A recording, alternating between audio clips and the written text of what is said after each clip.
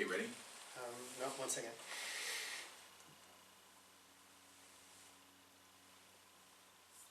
Yes. Okay, here we go. All right, we're good. Yep. 3 and 2 and 1. You're listening to Country Dog, City Dog. My name is Kevin Levy. And I'm Don Merrill. And thanks for listening. Today, we have an episode that so many of us probably grew up playing or not playing, but sports. Is sports a good uniter when it comes to urban and rural? Well, I grew up in the city, and I ran track, which is not sort of like a common sport. I think most kids in the city, you know, if they play sports, they play for a league or they play for the school, and they play basketball or baseball or varsity football or something like that. I ran track, and it was for a church team, so it wasn't even really affiliated with a school.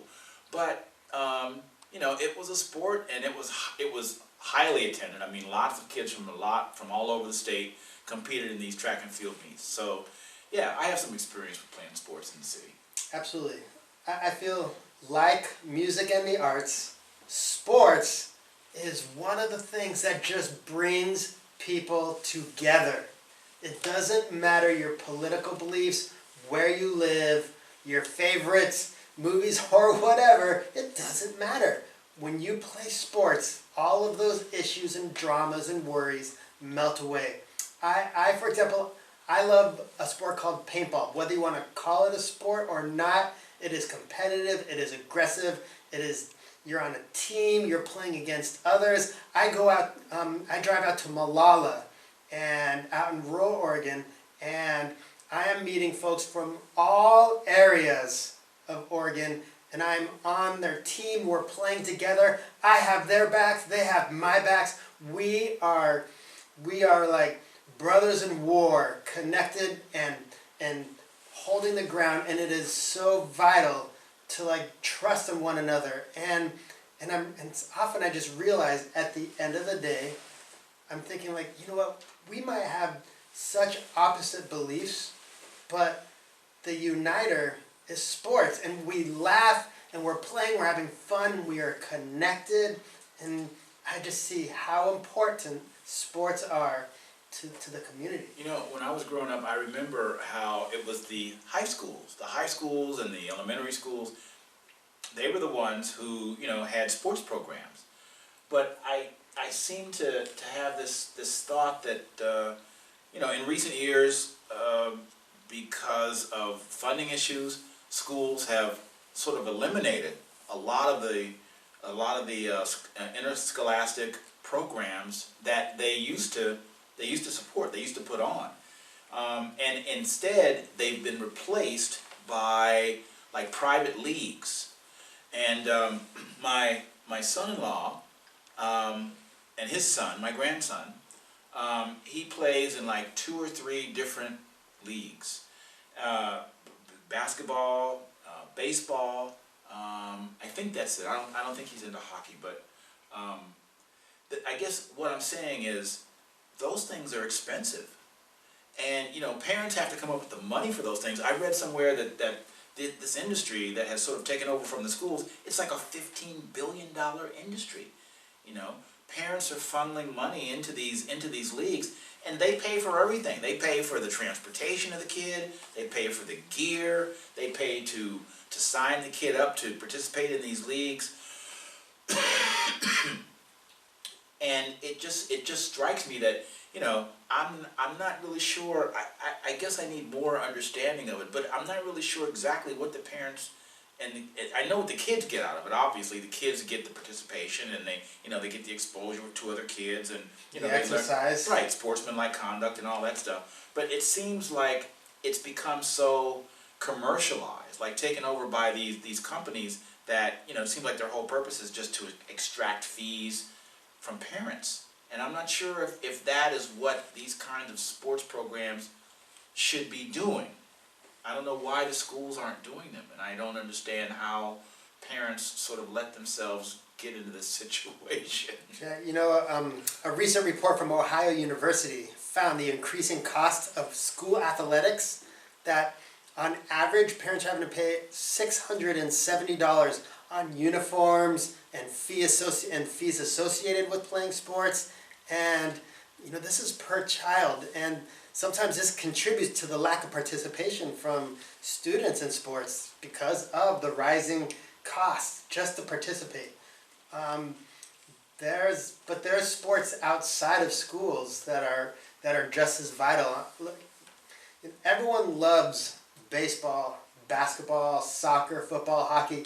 Those are things we grew up and we love and we appreciate. But let's talk about some of the smaller, less known sports that are being played everywhere. Some of the most competitive, strongest teams are out in rural communities in every state. Sports, for example, ultimate frisbee. Ultimate is now we're talking about your game. Ultimate is one of the most competitive and just the funnest thing I've ever played. And of course, paintball, as I was mentioning, skateboarding, snowboarding, extreme skiing, BMX racing and freestyle, and mountain biking and motocross, dodgeball and rugby and roller derby, and going to Smith Rock. Roller derby.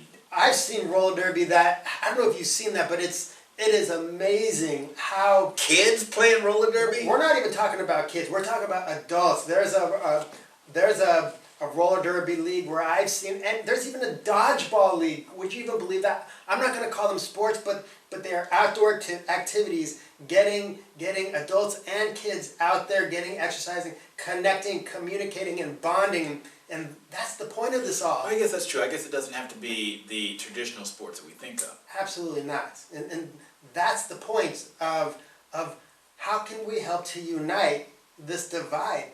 Sports, in my view, is one of the best. It's the best. So then, so what do you think are mostly, what of that list of sports that you gave that was not sort of like the traditional list of sports, how many of those do you think are primarily sports that interest folks who live in urban versus rural environments? Any idea? I don't have stats. I don't have exact numbers. All I can say is, of the list I just mentioned, I've played or been involved in almost everyone. Maybe not rugby or roller derby, but Smith Rock or rock climbing, and skiing and snowboarding, skateboarding, ultimate. Those are all activities that are played everywhere in all four corners of this state, and it is. I've been on in the past a traveling ultimate team where we'll drive out to Walla Walla, Washington, and play out in this small rural community. And I remember our team would sleep in these farmhouses. I was on a team called Rowboat, and we would go out and sleep in these little farmhouses and then wake up and just drive out in the middle of nowhere on several acres of land, and then the community goes out and brings their team and we're just playing. And there's an amazing, it was called Potlatch, and I believe they recently changed the name. It's no longer called Potlatch, but that was also in an area of Washington where teams from all over the United States and even outside of the United States would come to play this huge tournament, and it's the most bonding thing I've ever been a part of. Well, Kevin, how much of these sports? Because I'm reading this article. There's an article from Time Magazine, and they were talking about how these companies that have sort of taken over sports, these leagues, and these some of these other salon type things. They sort of like dangle in front of the parents, this idea that we can help you get your kid a sports scholarship, or our events attract scouts, from next level teams, and that sort of like pulls parents in, because especially dads who played a sport in college and they want their kid to play it, or they want their kid to excel at it. There's stories in here about people spending $20,000-$30,000, getting their kids back and forth to volleyball and soccer, right, and all that stuff. What do you think about these organizations that sort of, I don't know if they're playing on parents' parental love for their kids, or plan on trying to tell parents that their kids can be the next superstar? I mean, what do you think about that? I have no problem with finding a student or a person that has excelled in a particular sport, and then offering them scholarships or creating excitement, trying to get that student to try harder. But I will tell you what I do have a problem with. When I drive out to see Portland soccer team, the Timbers, and you go look at their jerseys, is their team name Alaska Airlines? I don't get it. Like, the most prominent feature on their shirt is an airline company. It doesn't even say the name of the team. That is mind-blowing. It doesn't make sense, and I don't like it. And I get it that they're a major sponsor that is donating large amounts of money to keep that going. But to me, that's wrong.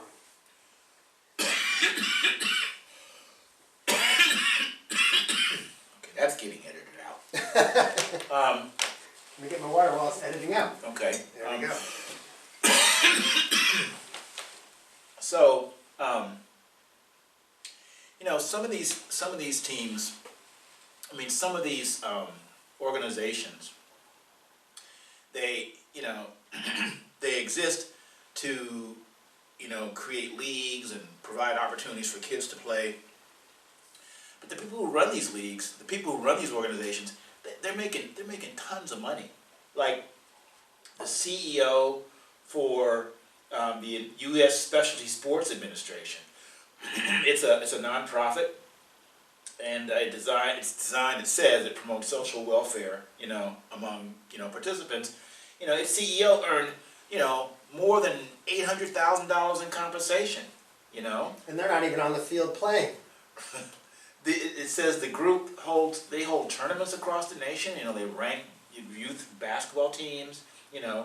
Softball rankings begin at age 6. Baseball starts at age 4. I mean, it's like they're bringing the kids and the